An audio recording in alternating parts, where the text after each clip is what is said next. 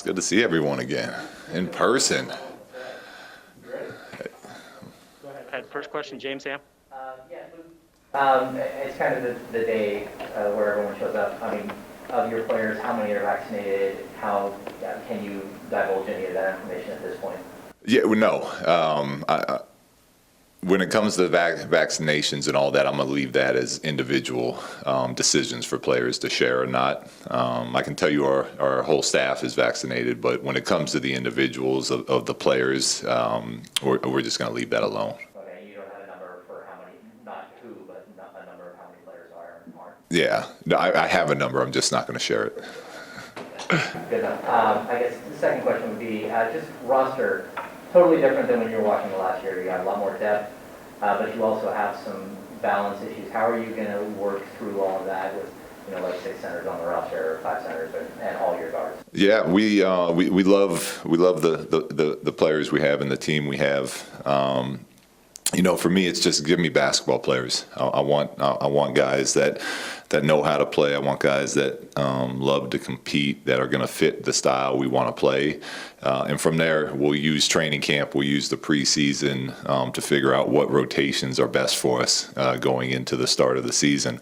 And whether that's 3 guards or 2 bigs, that'll all be determined over the next few weeks of camp. Next we'll go to Sean Cunningham. So, when we haven't actually been able to talk to you about Davion yet, just overall impressions of him and what he brings to your team so far. Yeah, I couldn't be happier with him. Everything we heard, the reports that our scouts gave us when we were making the draft pick. I think Monty and his crew did another fantastic job.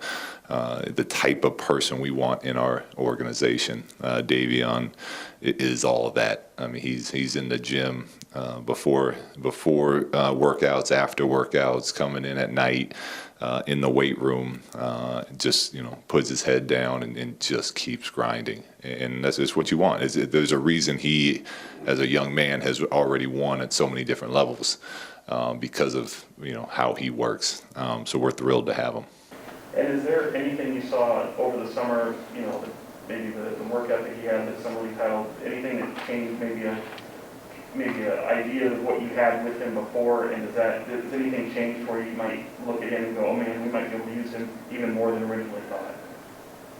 Yeah, he's on the shorter size, so you wonder how far up you can guard him as far as position, who he's defending.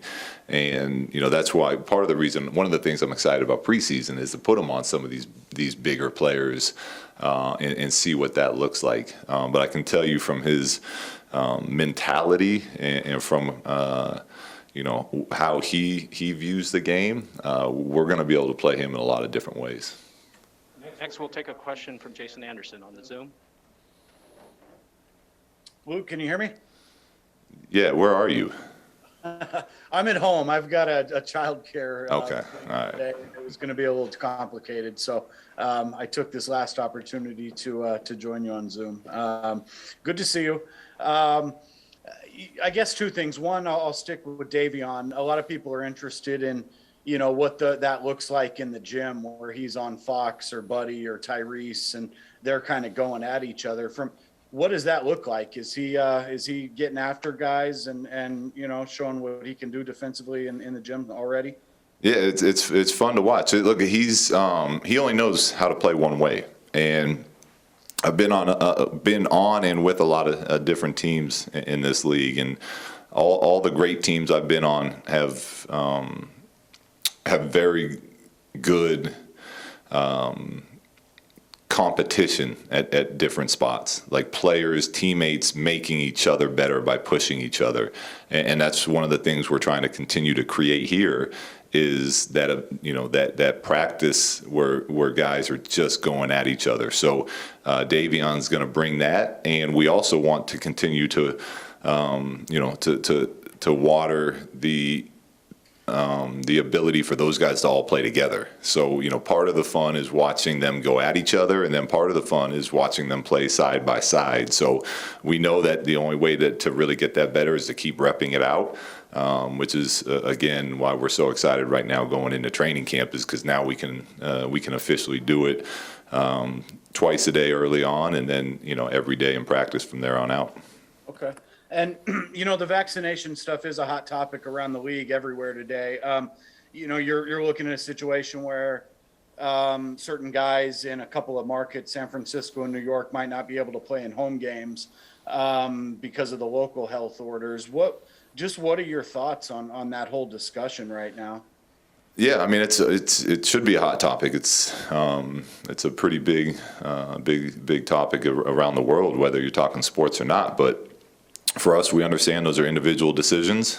We share every bit of information with our doctors, to players, to staff that we can, and then we continue to move forward, working with the NBA to make sure that we're putting everyone in the safest position we can to be able to go out there and do our jobs and bring fans back. So, it's those are things that are going to be nice to have going again this year. But that's going to be individual, case by case, thing this year throughout the entire season. Next, we'll go to Sarah Hodges. Coach, in your opinion, how has your roster improved from last season? Well, it's similar, to I feel like how we ended, post All-Star. Bringing a lot of those guys back allows us to kind of day one of camp hit the teaching points we need to, just to make sure everyone's refreshed with those things, and then we can move on and we can start hitting deeper layers as far as how we want to play and how we're gonna play, and what's acceptable and what's not. We have multiple guys at most positions, so if the standard of play is dropping, then we can just as easily get to it with the next line. So I'm thrilled with the group we have going into camp. What excites you the most about this roster? A few things, but the multiple playmakers. I love having multiple playmakers on the floor. I love basketball IQ. I feel like we have a lot of guys in this roster that think the game and know how to play the game. And to me, that when you get those guys on the court together, it just it makes the whole that much better. So, we have a lot of guys coming back from the end of last year's team, which again allows us to quickly move on to more advanced things. So we got a lot of work to do, but there's a lot to be excited about. Matt George. Hi, Luke. Good to see you. At the start of the offseason, you talked about wanting to work heavily with your players individually working defense this offseason. You talked about using some of your assistants, sending them to work one-on-one with players. And we've seen multiple videos of the team getting together for workouts this offseason. I was curious, just a progress report on how you felt that defensive work went and how it is heading into training camp. Yeah, well, defense will be the priority going into camp. I think everyone that's involved in this Kings family, from fans to media to players to front office, realize that that's where we can make our biggest jump, and that's where we have to. Last year I think we're going to be better offensively, but even through the different things that we had to go through last year, we still finished around 12 offensively. It's the defense where we can make a huge jump. So that was a huge priority going into the summer, and part of that is getting our young players stronger. And I think when you guys see Tyrese and De'Aaron, guys that play big minutes for us, and see the amount of work they put in on their bodies this summer, that'll already make us a better defensive team. The understanding of what we're trying to do, coming back with players like Mo and TD, now that they've been around the group a little bit, will help. Bringing Alex Lynn and Tristan, guys that know what this league is all about, into that mix. Those are all things that are going to help our defense. And then we're going to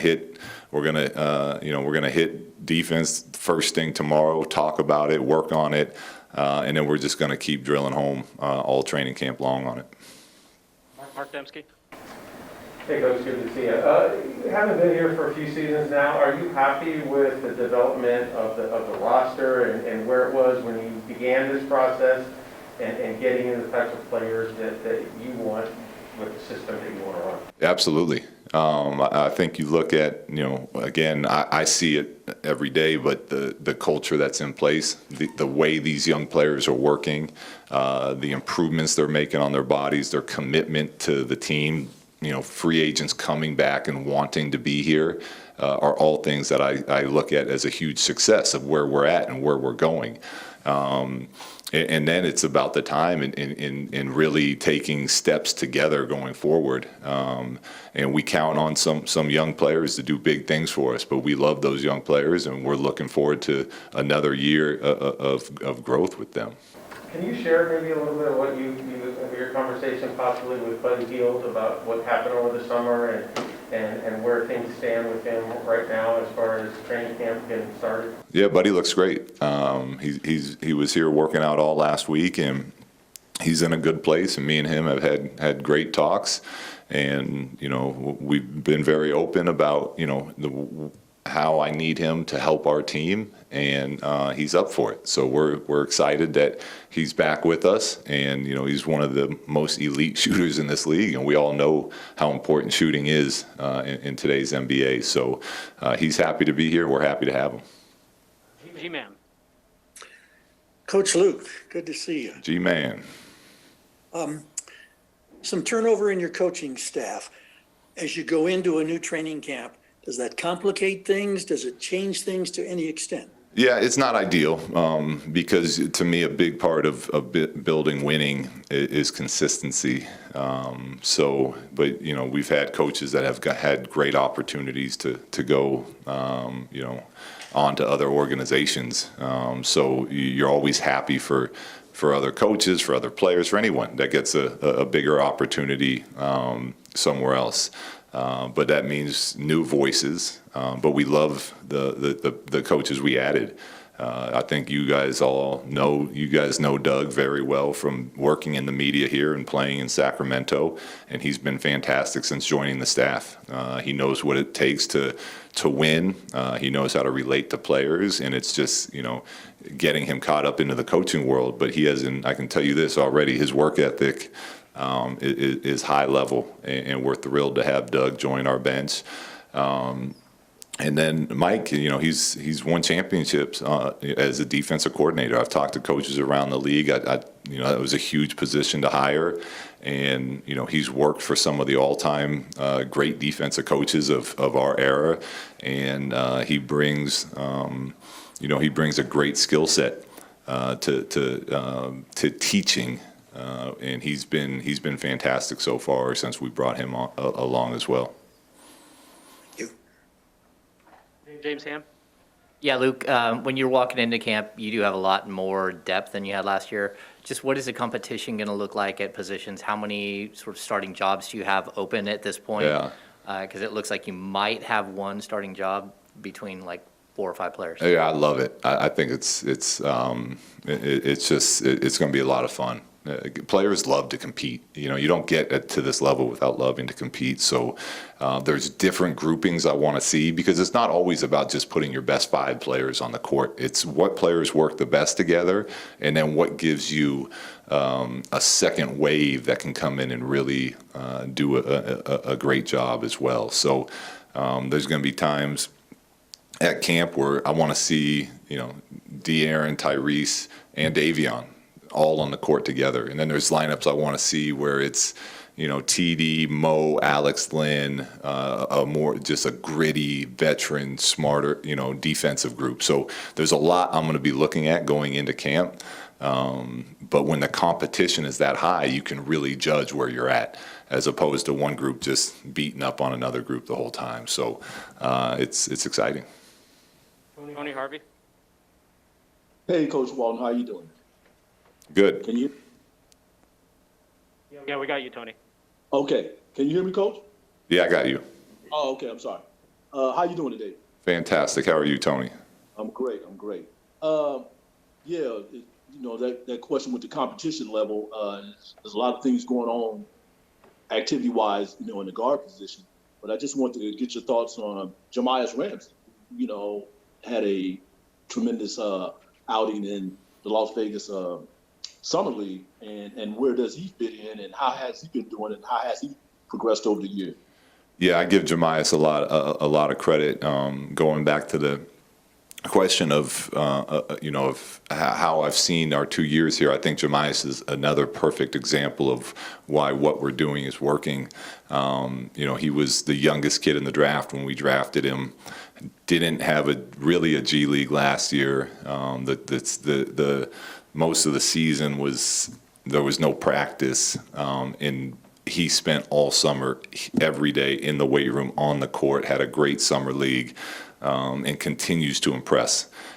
So he'll be in the mix. And now we're much deeper this year, so his opportunities probably won't be the same as some of the other guys early in camp. But if Jemias continues to work the way he's working and stays ready, the thing about this league is everyone will get a chance, opportunity at some point. And he'll get his opportunities, and we're thrilled that he's in that system of young players that we feel can become really good NBA players as they keep working and growing and building the right type of habits.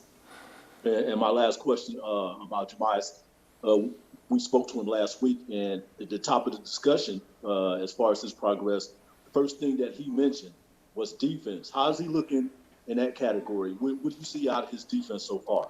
It's been great. It was good. It was good in summer league.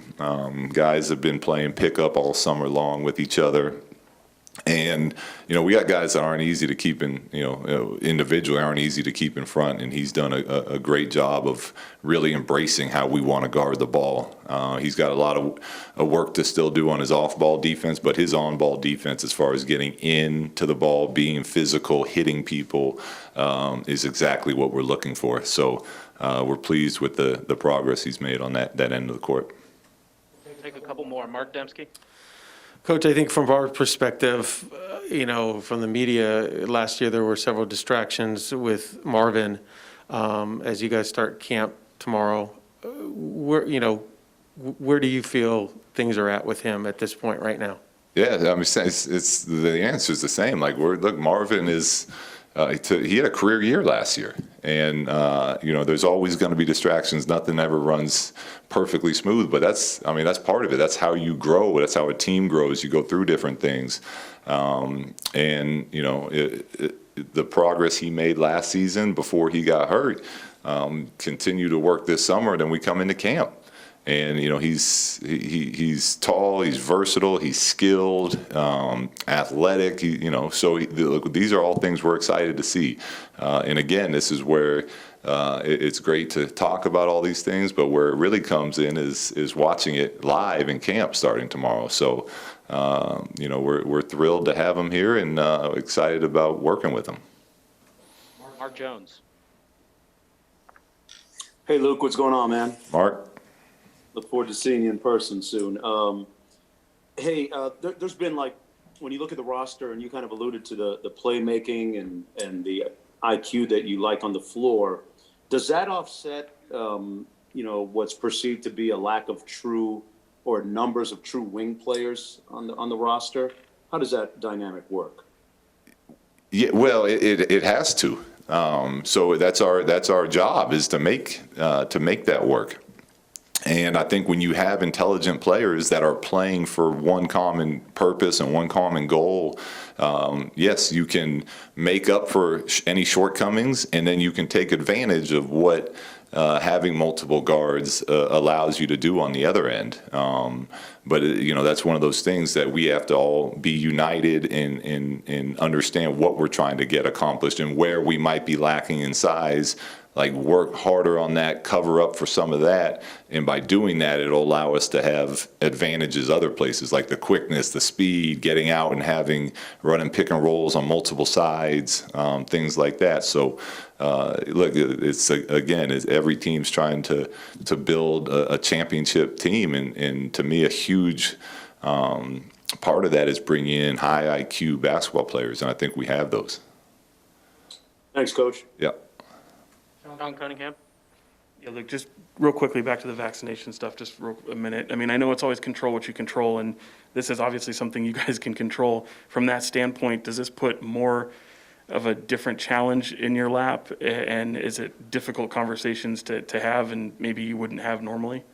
No, they're not difficult because it's part of what's great about coaching is building these relationships, right? So again, it's my job as the head coach, or our job as the organization to have these conversations, talk about it, bring in experts to talk, and then at the end of the day, it's always going to be the player's individual choice.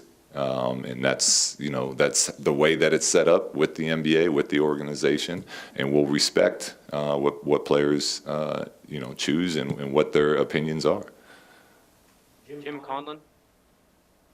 Hi, Luke. Many people will look at the Western Conference and they say it's packed with loaded, top-quality centres, like Nicholas Jokic, Rudy Gobert, for example, Darren Ayrton of the Phoenix Suns. Do you believe that you have a top 8 centre in the Western Conference? And do you believe you've strengthened that department this year in the roster for Sacramento Kings going forward? Yeah, the center spot has really come back in the last few years as far as MVP candidate type of players, like players that need to be addressed defensively. So I think we've done a nice job of building a center group that can handle our business, and it might not be with an Embiid or a Jokic individually, but as a group, we feel very good about the group of centers that we have. As part of we have 7 of them, so we should be pretty good between all of us. But it's an important position, and we got some really good young ones that we want to continue to grow, and we got some guys that have been in the game for a while. So as a group, we feel good about that spot. And we're going to do the Yeah, last and just set of lastly, questions. Sorry, go ahead, Jim. Yeah, lastly, you re-signed Recon Holmes during the summer. Is he one of those players, the young players, that you're looking forward to in that sort of positioning, growing this year?